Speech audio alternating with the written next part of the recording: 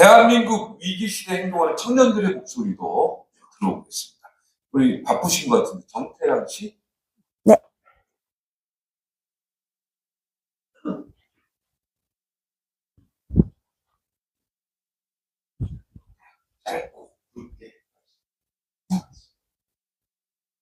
안녕하십니까.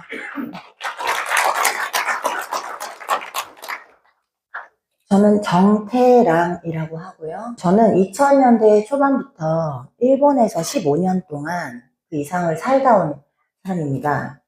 국적은 대한민국이고요. 현재 일본 영주권을 소유하고 있습니다. 언제든지 가서 살 수 있다는 뜻이겠죠. 그래서 여차하면 저는 가면 됩니다.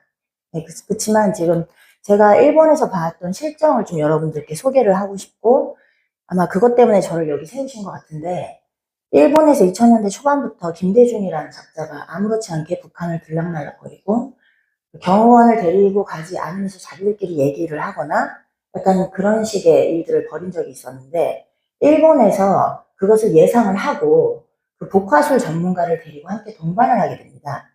그래서 복화술이라 하면 입모양을 보고 어떤 말을 하는지 맞추는 거죠. 그래서 당시 그 김정희라고 차에서 앉아 있으면서 그 높으신 분들이 타는 그 차에는 커튼이 있습니다, 여러분. 아시죠? 옛날 차. 근데 그 커튼이 열려 있었고, 김대중이 딱 그걸 눈치를 챈 거예요. 그 기자 어떤 사람이 이렇게 보고 있다는 걸 눈치를 채서, 야, 커튼 닫아라. 이렇게 너무 편하게 말을 하는 거예요. 작은아버지라고 불렀어요. 김정일이 김대중한테.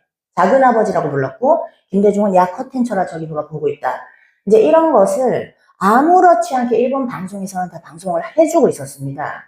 그래서 한국에 왜 이런 게 방송이 되지 않느냐라고 현지 교포분에게 제가 여쭤봤을 때, 이것이 한국에 방송이 됐을 때 그 언론에서 밝힌 사람은 끌려가서 셀프 자살을 당하거나 죽임을 당하거나 이런 상황에 있고, 이미 중국하고 북한의 명령에 따라서 움직이고 있는 상황이고, 대한민국 사람들은 그것을 모른다고 저는 그렇게 들었습니다. 그것이 벌써 20여 년 전이죠. 근데 그 후에 황당하게도 노무현을 찬양하는 문화. 그 사람은 간첩이죠.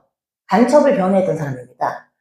일본에서 왜 이런 것을 적나라하게 보여주냐. 일본은 그래도 언론의 자유가 조금은 있습니다. 물론 좌파 우파가 나눠져 있지만 일본에도 한국의 그 종북 주사파들의 영향으로 인해서 오키나와에 있는 미군을 철수하라는 운동을 지금도 하고 있습니다.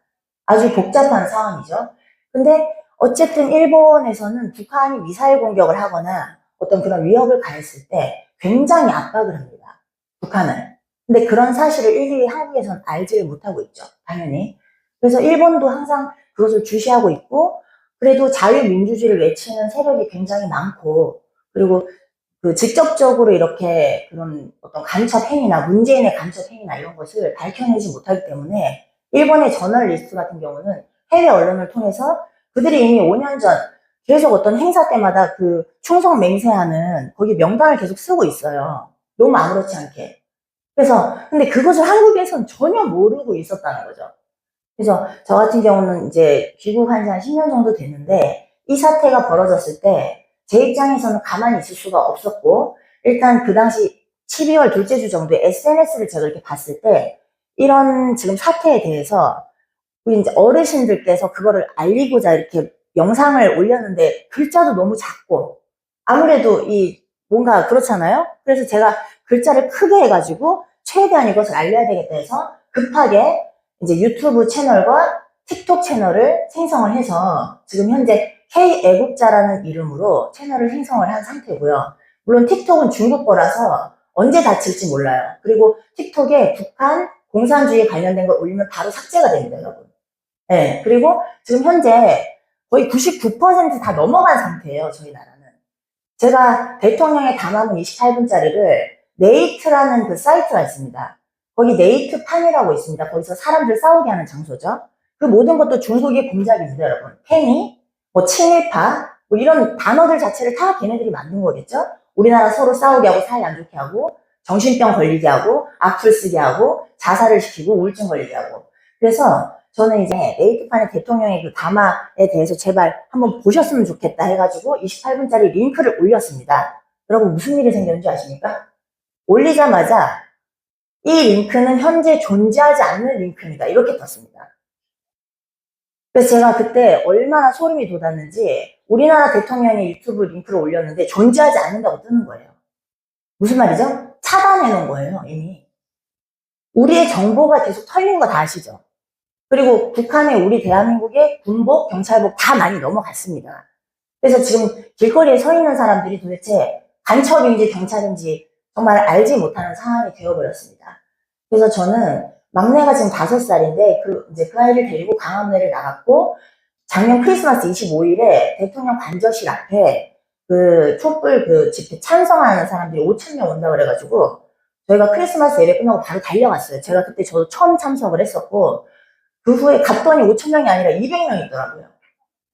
그러니까 걔네들은 항상 요만한 걸 이렇게 부풀려요.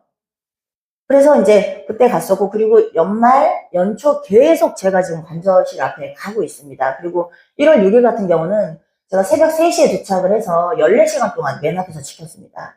근데 그때 눈하고 비를 너무 많이 맞아서, 네, 감사합니다. 네, 눈하고 비를 너무 많이 맞아서 감기에 걸렸는데, 여러분들이 놀라울 만큼 지금 현지에 신남성연대라는 배인규 대표님 영향으로 20대, 30대 청년들이 새벽 3시, 4시에 울산에서 대전에서 도착하는 상태입니다. 그래서 여러분들이 제가 부탁하고 싶은 거는 지금까지 지켜주신 이 나라를 청년들에게 다 확고하게 밀어주셨으면 좋겠고요. 또 말씀드리고 싶은 거는 이 공작 치는 이 사람들이 느슨한 척 하면서 뒤에서 또 칩니다. 그래서 우리는 뱀같이 지혜워야 된다고 생각합니다. 무조건 감정적으로 화를 낼 게 아니라 굉장한 지혜를 모아서 조용히 우리도 습격을 하면서 그 사람들은 100년치게 다 세워놨잖아요, 공산당들. 그래서 여러분들이 적극적으로 주변에 알려주시고 최대한 나갈 수 있을 때 지금 아스팔트에 나가 있지 않으면 영원히 아스팔트에 있어야 된다고 저는 생각을 하거든요. 그래서 여러분들이 한 사람이라도 더 현장에서 자리를 지켜주셨으면 감사하겠습니다. 네, 감사합니다. 지금 아스팔트에 안 나가면 영원히 아스팔트에 있게 됩니다. 감사합니다. 멸관